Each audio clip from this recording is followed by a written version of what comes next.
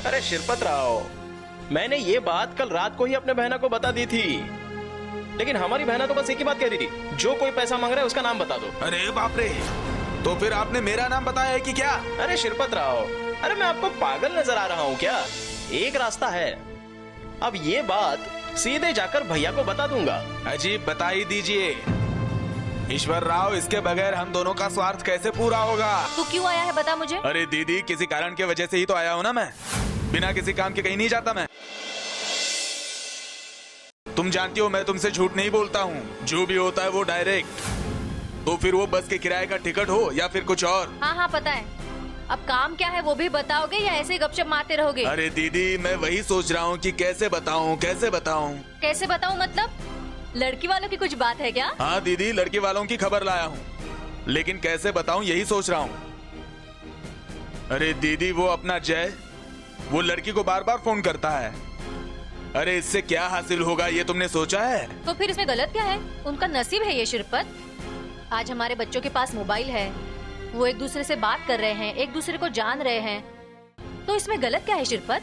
गलत कुछ भी नहीं है दीदी, लेकिन वो लोग जय के बारे में, आपके बारे में क्या सोचेंगे ये कभी सोचा है क्या तुमने?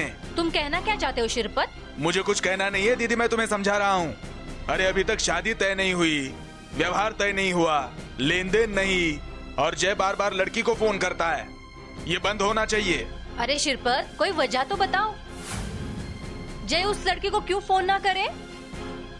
देखो दीदी, तुम मुझसे उम्र में काफी बड़ी हो, और मैं भगवान से यही प्रार्थना करता हूँ कि मेरी दीदी का भला हो।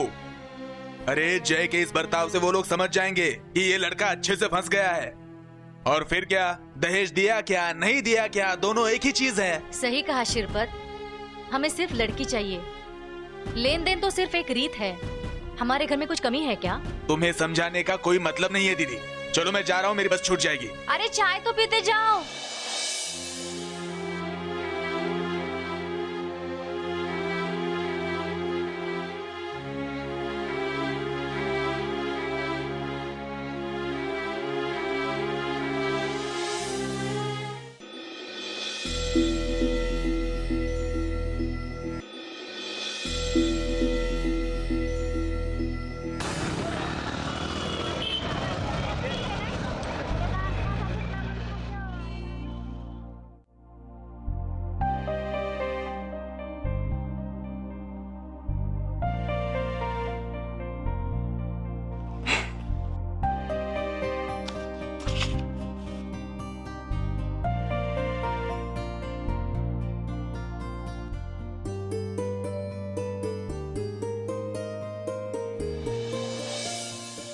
स्वाति, मोबाइल ऑफ कर दो, मुझे तुमसे बात करनी है। चाचा, मैं अपनी सहेली से बात कर रही हूँ। अरे मैंने तुमसे ये पूछा क्या, तुम किससे और क्यों बात कर रही थी? नहीं ना, मैंने तुमसे सिर्फ इतनी ही बात कही कि अपना मोबाइल ऑफ कर दो।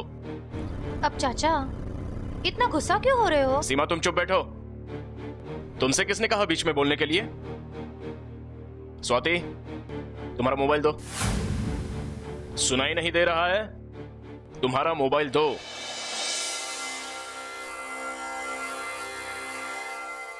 अच्छा, दोस्त बोलकर किससे बात कर रही थी? देखो, ये सारी चीजें बंद कर दो,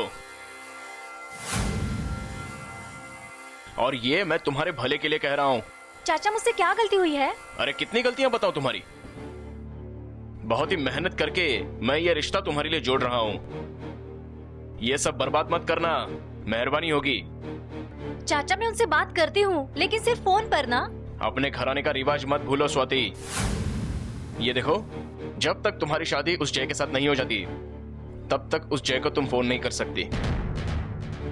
बस। और चाचा, उसका फोन आया तो सीधे कट कर देना।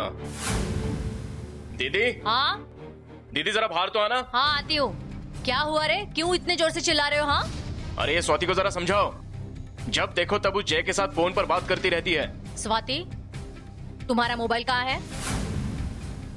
तुम्हारा मोबाइल कहाँ है? चुपचाप तुम्हारा मोबाइल मुझे दे दो। बुआ पर दे दो कहा ना मैंने। ईश्वर, आज से ये मोबाइल तुम्हारे पास ही रहेगा। अब तो तुम्हें कोई तकलीफ नहीं है ना? नहीं कुछ नहीं। एक काम करता हूँ, अभी के अभी इस मोबाइल में से सिम कार्ड निकालकर बाहर फेंक देता हूँ।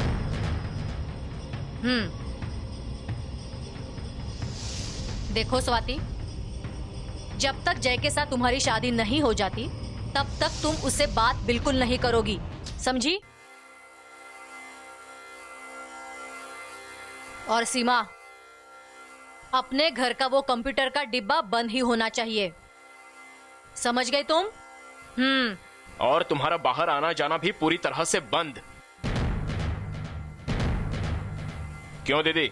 हाँ, वैसे तो ये हमेशा किधर जाती नहीं है, सिर्फ कमला के घर पर ही जाती है।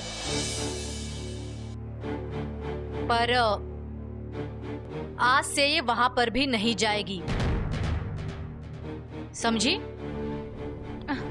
सीमा, बेटा मुझे तुमसे एक बात कहनी है।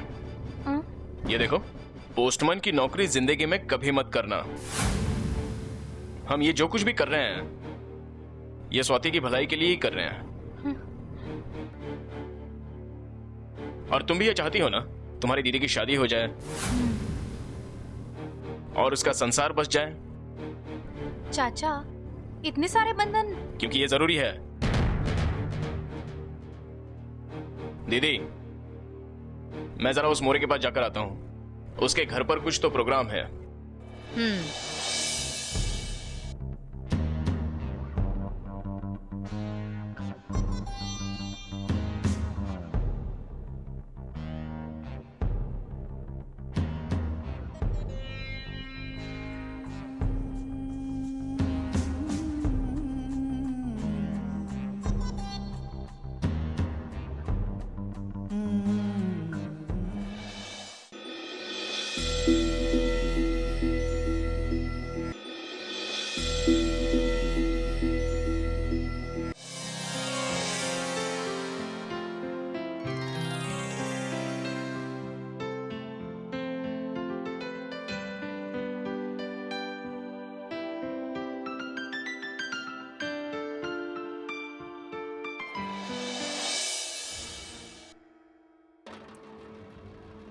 अरे स्वाति, अरे तू कब आई?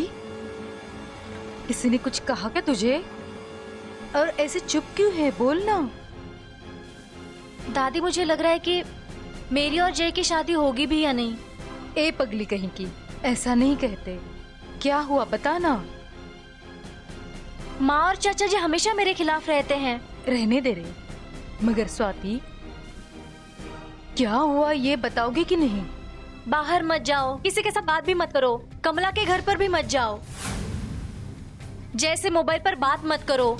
ये सब क्या है दादी? मुझे तो लग रहा है इस घर में मैंने जन्म लिया है, यही मेरा सबसे बड़ा गुनाह है। ऐसा नहीं कहते बेटा, और वो जो कर रहे हैं वो तेरे भले के लिए ही कर रहे हैं। इसमें मेरा क्या भला होगा दादी? हाँ? ये मत करो, वो मत करो, ऐसे बंधन क्यों डाल रहे हैं? अरे तू जिसे बंधन समझ रही है वो तेरे प्यार के लिए ही करते हैं। मेरा मोबाइल लिया आज चाचा ने। मगर चाचा के पास मोबाइल होते हुए भी उन्होंने तेरा मोबाइल लिया, इसकी भी कोई वजह होगी ना? कारण क्या? मैं जय के साथ बात ना करूं, मेरे अतीत के बारे में मैं जय को बताऊंगी ऐसा उन्हें लग रहा है। स्वाति, मेरी सुनोगी क्या? अरे तू जो ऐसा सोचती है ना, वो इस वक्त बेमतलबी है। दादी, तुम भी माँ चाचा जैसे ही बोल रही हो। इस घर में मुझे समझने वाला कोई भी नहीं है।